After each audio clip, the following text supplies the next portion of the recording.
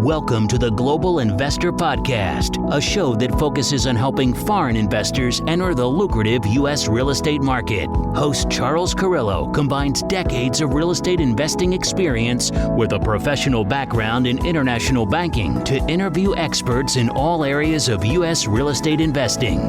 Now, here's your host, Charles Carillo. Do you have money sitting in the stock market and you're worried about it? Or worse, you have money sitting at the bank, not keeping up with inflation? My name is Charles Carillo, founder and managing partner of Harborside Partners. And since 2006, I've been investing my money and my family's money into income-producing properties. These are real assets, real properties with real addresses that produce real cash flow. At Harborside Partners, we provide passive investors who love real estate with a turnkey investing solution. If you want to put your money to work in real estate but can't find deals, don't have the time to get funding, and the last thing that productive people want to do is manage real estate. We find the deals, we fund the deals, and we manage the tenants, the termites, and the properties. Partner with us at investwithharborside.com. That's investwithharborside.com. Go to investwithharborside.com. If you love real estate, you like the idea of passive income, and believe that income-producing properties will appreciate over time, go to investwithharborside.com. That's investwithharborside.com. Welcome to another episode of the Global Investors Podcast. I'm your host, Charles Carillo. Today we have Andrew Schutsky. Andrew has over 15 years of real estate investing experience, beginning with a house hack of his first home in 2007. He is currently an active and passive investor in over 1,300 units, and his firm, Redline Equity, has over $70 million in assets under management. So thank you so much for being on the show, Andrew. It's a pleasure to be here. Thanks so much for having me on the show. So tell us a little bit about yourself, both personally and professionally, prior to getting involved in real estate investing and taking down that first house hack in 2007. Yeah, so I'll take you back a couple of decades, and going through college like any other normal adolescent, semi-professional, working professional, not knowing really what we wanted to do.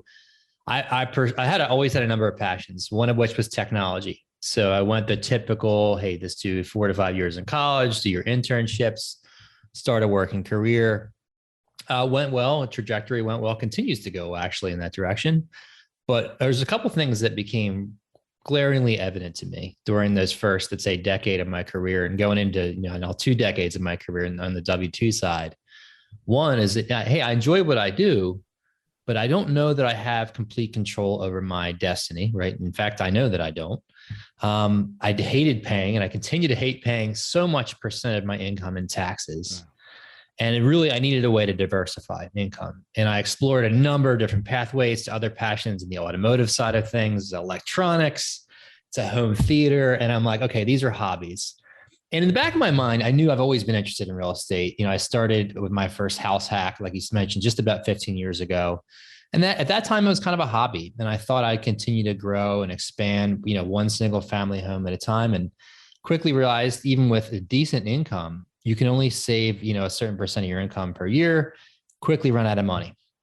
About 5 years later, after that house hack, I pivoted towards the short-term rental space, continue to own and operate some of those units. But again, same constraint. I love that body of that area of expertise, the short-term side. But again, quickly run out of money. Fast forward another, let's say 7 years, I stumbled on a thread online you may have noticed, a site called Bigger Pockets. It's a little bit known out there, and learned about this area of multifamily syndication, which is sounds like a very daunting word to those that don't know, but for me, something clicked, and I was like, wow, I didn't know what I was looking for until I stumbled upon this thing, and from that point forward, I went all in. Read 30 to 40 different books, hired a mentor, joined multiple mastermind groups. Within a few months, found my way into a first partnership with a small role, continued to expand that. And I feel like I found my stride. So that's a long-winded way of answering your question, but that's been my journey in the past, 3 minutes and covering 20 years. So what was, I didn't know that you had started in doing or working with short-term rentals prior. What was the issue that you mainly found there? Obviously, you said you ran out of money, but was there any other constraints that you were finding? Yeah, it's time consuming as well. So even with an unlimited budget, your ability to scale quickly, and if your goal, and it all depends on what your goal is. And at the beginning, to be honest, I didn't know what my goal was. It was just, hey, let's make some money, let's have some fun. let's diversify income. But if your real goal is financial security, I hate to keep using the word financial freedom. It's just like, for me, that means being able to do what I want in my own terms without having to answer to a third party.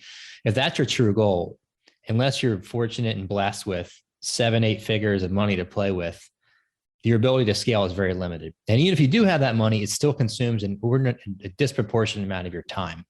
So that was the main constraint. Those two things were really financial, the ability to bring capital to close a property in short term, and then the time commitment to own and manage those properties.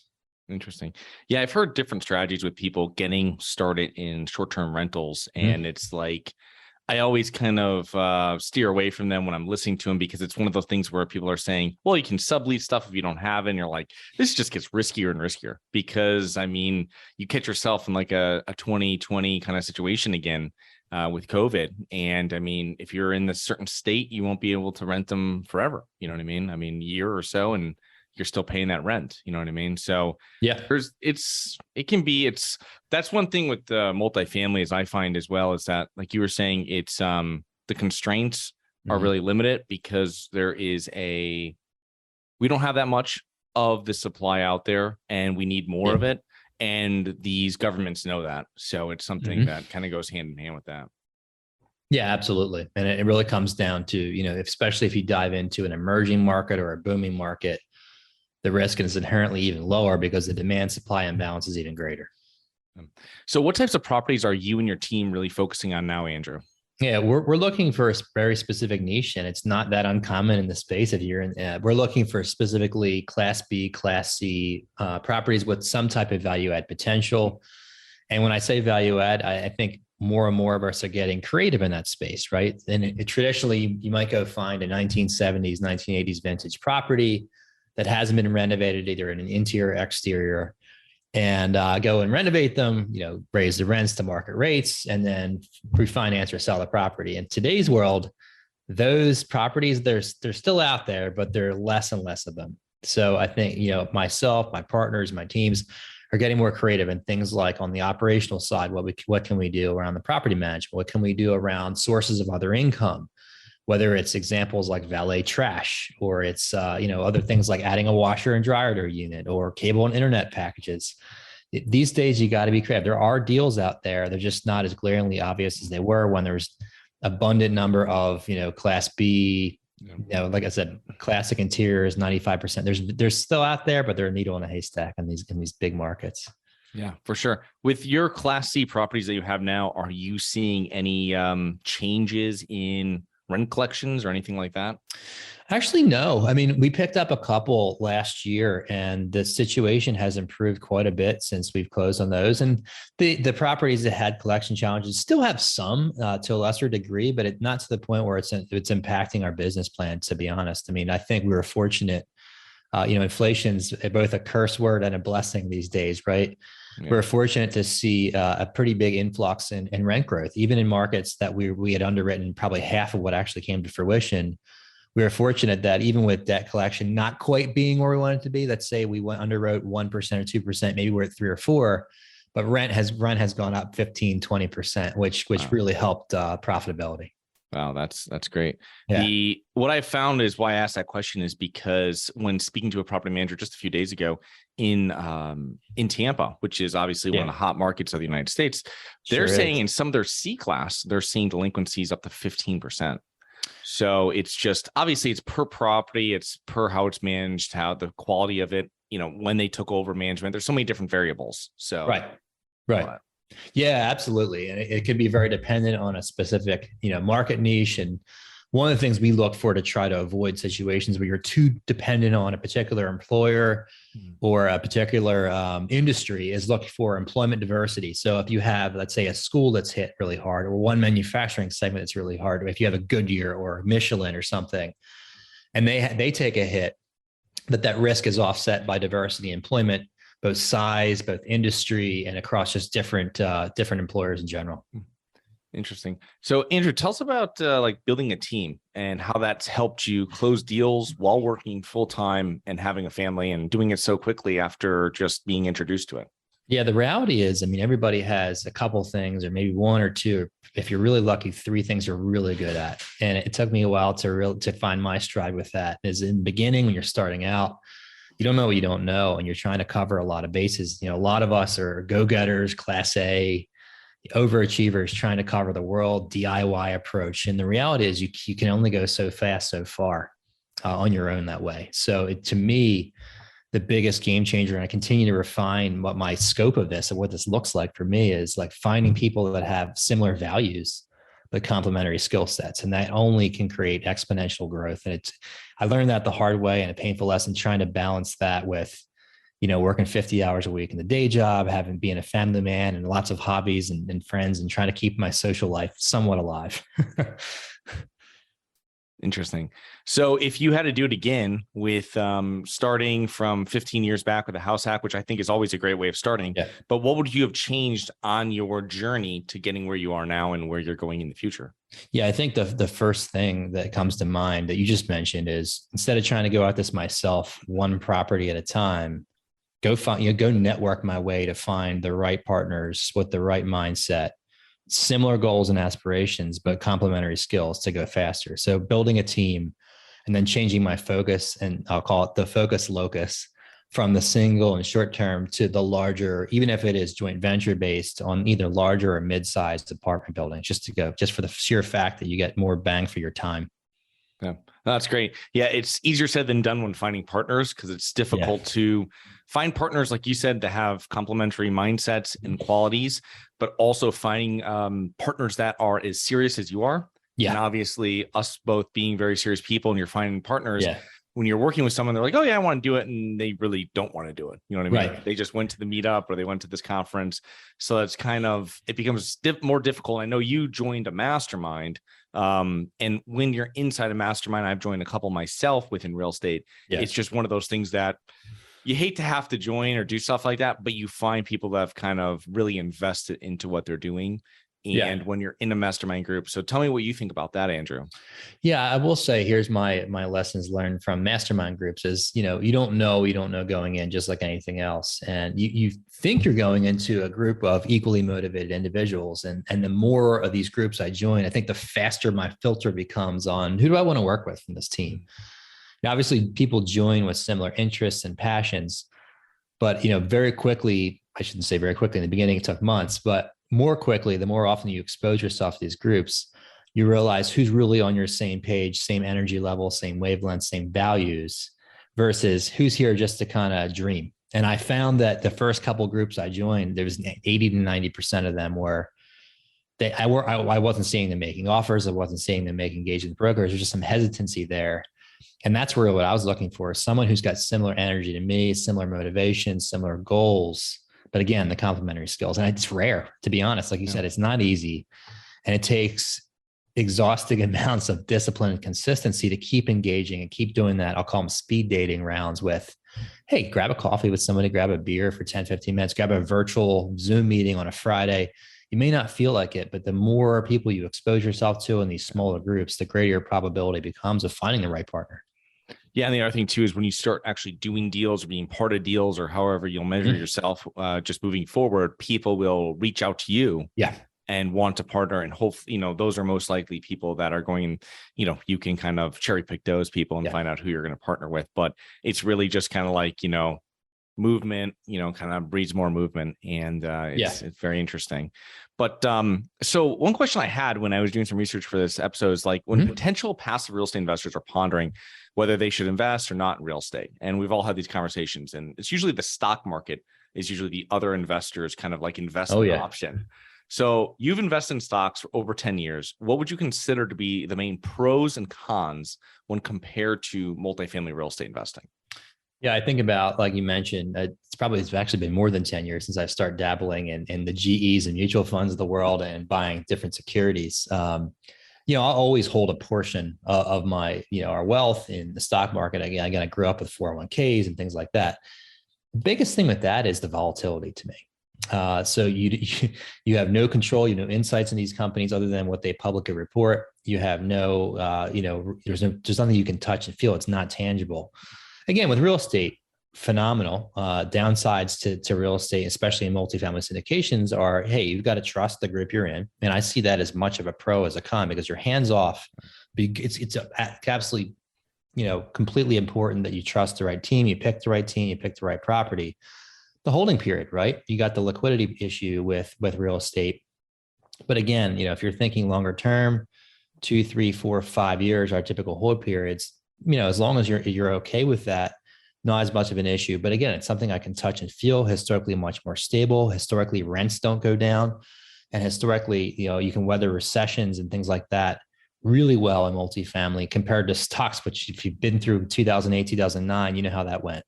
Yeah. So other thing I look at is tax, right? I mentioned how much I really dislike and displease the January, February timeframe every year when my accountant gives me the bill. And that's another thing you get it with stocks, especially if you're a short-term trader, which I did for a while. You're getting hit with a third, 40%. Hard to stomach that, but again, it'll be a balance for me, but my balance is shifting a lot more towards real estate, especially as I get, more and more passive income on a month or quarterly basis under my belt. Yeah, real estate. It's one thing with real estate is I find is that if you invest in the real estate, and people always, I'll talk to a lot of stock people and they'll talk about the liquidity. I personally don't mind the liquidity. I like the idea of setting capital for 3, 4, 5, maybe 7 years if we're going through some sort of downturn, and not having to worry about it again. You know what I mean? You're setting it. I don't have to underwrite another deal again. If I'm active in that deal, then you're just running the deal, right? With your other partners. If you're passive, then it's up to the operator to run it. But it's something that it's not like with stocks where I'm like, you have to be watching screens and doing stuff and like consistently, you know what I mean? Right. And it's like, slow. Real estate is a lot slower with stuff that's happening. It's not going to be, And the other thing too, is it's very difficult with real estate to lose all of your investment. Possibly if you're in a real estate syndication and 75% loan to value or 70% loan to value, maybe worst case scenario, you lose a few percent, but it's very difficult. When you're looking at it over the whole thing, if the property's cash flowing when you take it over, you know what I mean? I'm a big statistics guy, right? So I look at what's the probability of things. My wife, she finds this hilarious. She's like, why is everything a probability to you? I'm like, look, it's not an emotional thing to me. It's if I look at what's the probability of losing 1% or losing my entire investment. If you look at real estate, land never goes to zero. It's pretty unlikely with ample reserves and the right team with experience that they'll default on a property, right? It happens, right? But again, like you talked about, leverage, using that effectively, using debt service effectively, having the right team in place, running the right operations, having the right PM, that risk is significantly lower than it would be with, hey, if I go buy Bitcoin, I could lose half my money in a month. Yeah, 2/3 of it. There's a time and place for that too, but I equate that more of the Vegas, entertainment level than I do a true institutional grade investment. Yeah. The other thing too is even if you don't add, even if you go into a group and they don't add any value to the property and the rent stays the same and everything like this, or rents go up by inflation, you're still paying down debt. You're still becoming safer every month on that property in a better position. Yeah. And, I feel that the longer you own property, the less risky it is. So it is. If you think about your summation of your cash flows too, let's say you invest $50,000 or $100,000 and you start distributing second quarter, third quarter, you're getting that, whatever that pref would be, 6, 7, 8%. So by year 2, you've recouped a good chunk of your investment already. And if you were to default at that point, you've already made some of your money back. So again, getting to zero value would be pretty difficult to do, honestly. The stars will have to align in the wrong direction. Yeah, of course, especially if you're in one of the markets that we really focus on, you and I, in growing markets, there's always going to be buyers that want to get into those markets. But and that's what we look for, really, is like, how do you really stack the deck in your favor? Is you buy into a market where, hey, it hasn't reached its plateau, and there's a massive demand supply imbalance. Like if you look at my background right now, for those that are on video, it's just under contract in a property in Greenville, South Carolina. Right. Historically under the radar, but it's becoming now, right up against the Charlotte or Atlanta, and it's flown under the radar for some time. And now there's a massive building frenzy going on because of just trying to keep up with demand and the jobs going in the area. So, fantastic. That's great. Yeah. So when you're raising capital, Andrew, what have you found to be the most beneficial ways of building credibility with your investors? Yeah, I think what comes down to one word: education. And I'm not here to be a salesman. I'm not here to, try to pitch something. It just really, I think one thing that holds a lot of people back from the biggest thing that holds people back from professional, W-2 professionals or business owners is from investing is just lack of education or awareness. Oh, that seems so risky. What about, why wouldn't I just buy one property at a time? Why would I put this in other people's hands? Well, a lot of people just aren't aware of the benefits. So I see it as my job to be an educator, just more like a professor, right? And in the sense that like, hey, and along the way, I'll share some opportunities I've vetted, I've come across that I'm investing in and offer you the same opportunity. So it's as simple as that for me. It's not a sales role. It just is much about awareness and education as anything else. Interesting. So what are common mistakes that you see real estate investors make? Oh man. So I'd say, the last couple of years where we have significant cap rate compression has covered up a lot of poor operations or lazy operations. So, not staying on top of asset management duties. Again, we've gotten away with that as a whole, as a profession in the last couple of years. And you see a lot of, okay, yeah, I'll let that property go for a couple of months. The PM can do their own thing. You see them, renewed leases at the old rates, not stay on top of upkeep and maintenance. Some operators out there have underraised capital and run out of money, things like that. They're probably the most common I've seen in the last couple of years from different operators and, other partners who have struggled with certain things. Yeah. And when that market cycle turns more kind of flat and sideways versus going up, that's when you're really going to see the true operators that are able to change management to increase profitability or to hold profitability even with costs going up. And that's a lot of work because you can't just get reports from your manager and say, oh, everything's fine. Everything went up and stuff like that. Now it's really like, hey, you have to be more active asset management. And I don't think a lot of people really have the experience in doing that. One of the things I've gotten really selective on is when I look to partner with an operator, again, because my role was mainly around investor relations and raising capital, due diligence, earnest money. So when I look for an operator who does this full time, one of my big screens in my brain is, are they often just chasing the next deal in the middle of closing one deal? I don't want someone who's like the Walmart of syndicator, right? That might be great. They get access to good deals, but I want quality over quantity. And if someone is quickly chasing the next deal rather than stabilizing their first, that comes out in my reference calls with investors. It comes across with my reference calls with other partners. And it's easy to sniff that out now. So that's just one tip I have for those looking. If you're looking to partner with someone, just make sure your values and your level of aggressiveness and growth versus quality is aligned with theirs. Yeah, I totally agree with you. I've seen that a couple of years ago with one operator, and you weren't getting timely reporting. You're like, well, what's going on here? What's happening here? Right. And they're doing something crazy, building something new or whatever it is, and you're like, well, still got this over here. You know what I mean? And so it's really important that they have a solid, and the best operators that are growing portfolios, and they're growing their team as well alongside them. Yeah. So, I mean, just that there's accountability, and you're getting reporting on time, you're getting calls on time, everything like that.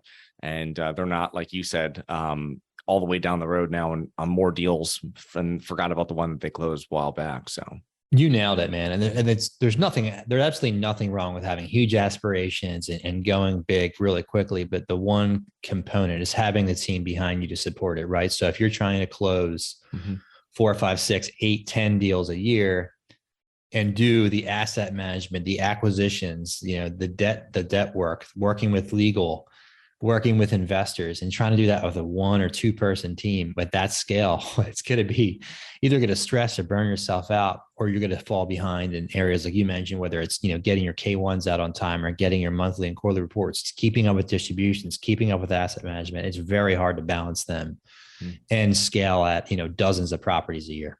Yeah. So what do you think are the main factors that have contributed to your success, Andrew, over the years? Trial and error.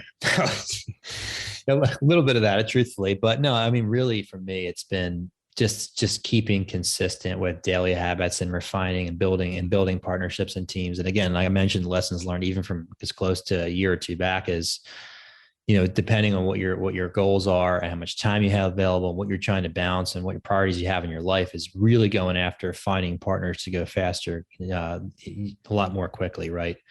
For me, it's just been my habit of consistency, and I'm just relentless with that. Of whether it's devoting a couple hours a week to promoting your thoughts and content and social media, you may not feel like doing that, but it's so important to get your message and word out to as many people as you can, to help as many people as you can. And it could just be, like I mentioned, even when you don't feel like it, get yourself out there, promoting your content, building education, building an education and thought leadership platform. Being consistent with communication to your investors. Again, the key word is consistency for me. Yeah, I can say it. The right things consistently. Mm-hmm. How can our listeners learn more about you and your business, Andrew? Really simple. I think everything funnels through our website. It's investwithredline.com. Our firm's name is Redline Equity. Very closely tied to our automotive habit. And we've got a podcast out there that's funneled through the website as well. It's called Crashing Cash Flow. Check it out. But on our website, again, everything investwithredline.com. Got a free 8-part learning series that kind of gets you through our system, gets you access to our newsletter, all the cool content we're putting out on a weekly basis. So check us out. That sounds great, Andrew. Well, thank you so much for coming on today, and looking forward to connecting with you here in the near future. Thank you so much for the opportunity, Charles. Great talking to you. Talk to you soon. Thanks, man. Hi guys, it's Charles from the Global Investors Podcast. I hope you enjoyed the show. If you're interested in getting involved with real estate, but you don't know where to begin, set up a free 30-minute strategy call with me at schedulecharles.com. That's schedulecharles.com. Thank you. Thank you for listening to the Global Investor Podcast. If you like the show, be sure to subscribe on iTunes or Google Play to get new weekly episodes. For more resources and to receive our newsletter, please visit globalinvestorpodcast.com. And don't forget to join us next week for another episode. Nothing in this episode should be considered specific, personal, or professional advice. Any investment opportunities mentioned on this podcast are limited to accredited investors. Any investments will only be made with proper disclosure, subscription documentation, and are subject to all applicable laws. Please consult an appropriate tax, legal, real estate, financial, or business professional for individualized advice. Opinions of guests are their own. Information is not guaranteed. All investment strategies have the potential for profit or loss. The host is operating on behalf of Syndication Superstars, LLC exclusively.